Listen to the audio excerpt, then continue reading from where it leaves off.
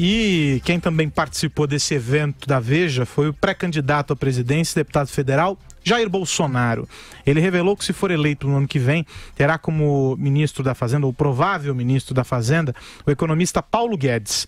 Ele é professor da PUC, da FGV e do Instituto de Matemática Pura e Aplicada, todos do Rio de Janeiro, conhecido por ser um crítico ferrenho à ideia de social-democracia e por ser um defensor do liberalismo puro.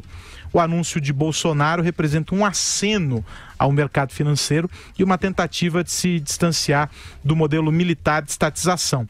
Mas aí tem dois lados, né? Um Bolsonaro que tenta ser liberal e tem o Bolsonaro que também apareceu nessa manifestação lá.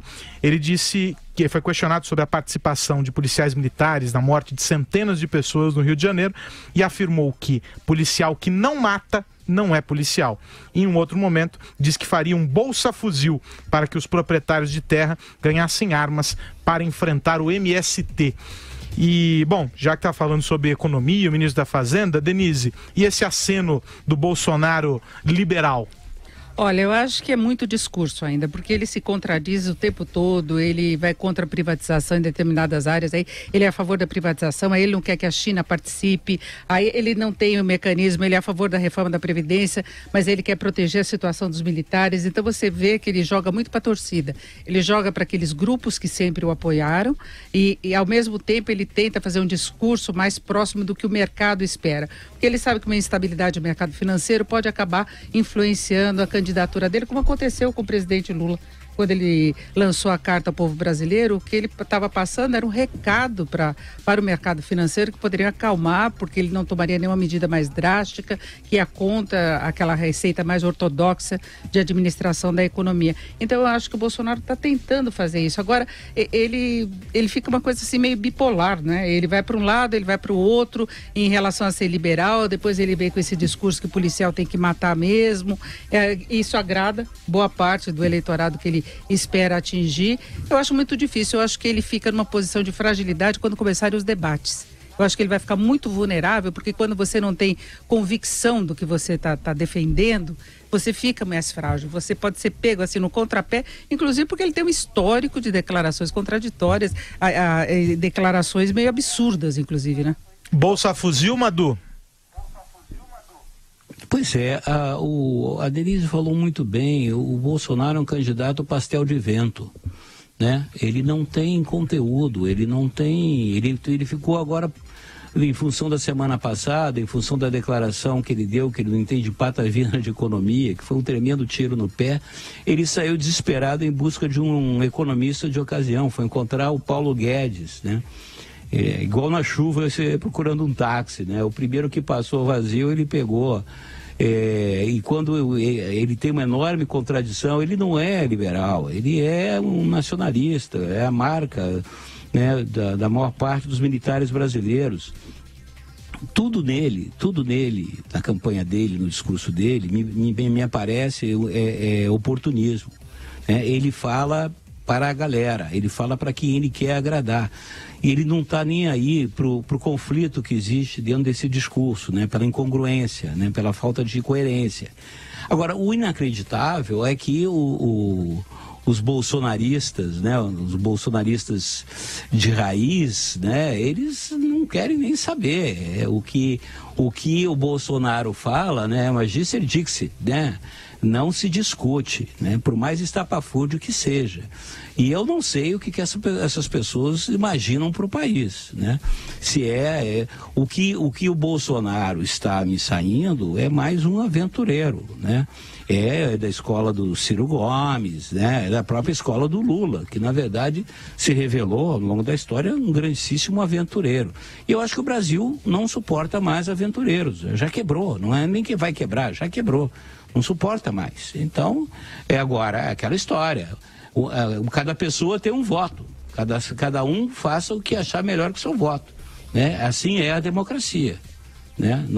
Gosto não se discute. E aí, Vera? Eu acho que ele cresceu muito em cima justamente da perplexidade e da raiva mesmo das pessoas com a política, com o que aconteceu na política, principalmente de 2014 para cá. Não foi uma coisa trivial, uma presidente recém-reeleita, depois viu-se a economia degringolar, ela sofreu um impeachment, o segundo colocado na mesma eleição se viu acossado por denúncias quase tão graves quanto as que pesavam contra o PT. O próprio presidente que sucedeu teve 2 denúncias arquivadas pela Câmara. Então é uma quadra difícil para qualquer país, quem dirá para um país em desenvolvimento político e econômico. Então, o Bolsonaro, ele cresce nesse ambiente de não vamos reeleger ninguém, ódio a todos, mas eu concordo totalmente com a Denise. Quando os fundamentos não são claros, não estão claros nem para a pessoa, quando ela não tem convicção daquilo que ela está defendendo, as contradições ficam muito evidentes. Não faz muito tempo, Jair Bolsonaro disse que o Fernando Henrique precisava ser fuzilado porque privatizou a Vale do Rio Doce. Como que ele vai defender privatizações agora? Aí ele defende privatizações, mas diz que a China não vai entrar. Onde está o dinheiro para um tipo de investimento em infraestrutura que o Brasil precisa? O dinheiro está principalmente na China. Aí você vê a questão ideológica sendo usada de uma maneira enviesada em algo que deveria ser uma questão de decisão de governo, uma decisão de abertura do país, que não tem a ver a China investidora com a China política. Então ele vai embolando os conceitos numa geleia geral e as pessoas estão tão fanáticas, elas estão tão condicionadas a apoiar o que quer que ele fale, como se elas não tivessem passado por isso com o Collor, com outras experiências de políticos carismáticos, de líderes que vão ser salvadores gerais da pátria, como se já não tivessem escoladas com esse tipo de político, e elas vão, não, bolsomito, bolso isso, bolso aquilo. Eu acho que nenhum candidato devia gozar deste privilégio de ser chamado de mito. Ninguém é mito, todos os políticos têm seus calcanhares de Aquiles, e as pessoas, se vão votar com maturidade, deveriam analisar um a um desses flancos dos candidatos. Mas eu acho que eu tenho um pouco de preocupação em relação a isso, até porque a gente tem a experiência do Collor, a gente teve a experiência da reeleição da Dilma, que ela se reelegeu em cima de uma grande mentira, que os outros candidatos que fariam uma crise do país, quando ela já tinha produzido a crise econômica, ela mascarou os números, mascarou a posição dela e vendeu uma ideia que logo em seguida ela virou estelionato eleitoral.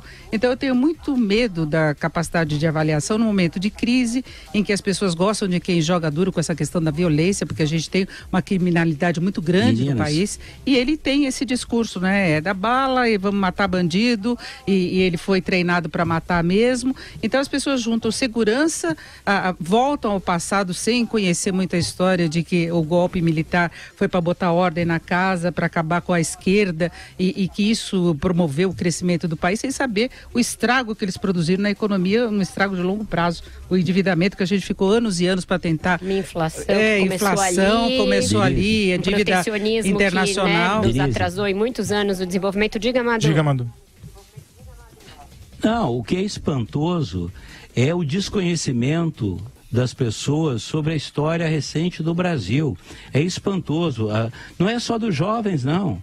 Não é só dos jovens, não. Muita gente já entrada nos anos, agora resolveu se interessar por política, se interessar pelos destinos do Brasil e desconhece por completo a nossa história recente, a ditadura militar que seccionou, né, o processo político histórico brasileiro, que trouxe enormes malfeitos para a sociedade. Essa própria ideologia do Bolsonaro, nem o exército brasileiro mais acredita nesse tipo dessa violência, esse militarismo desvairado, né? É anti-inteligência, é inacreditável. O que é imperdoável é a ignorância dessas pessoas, é a falta de interesse de examinar e estudar a história brasileira, principalmente a história recente dos últimos 50 anos do Brasil.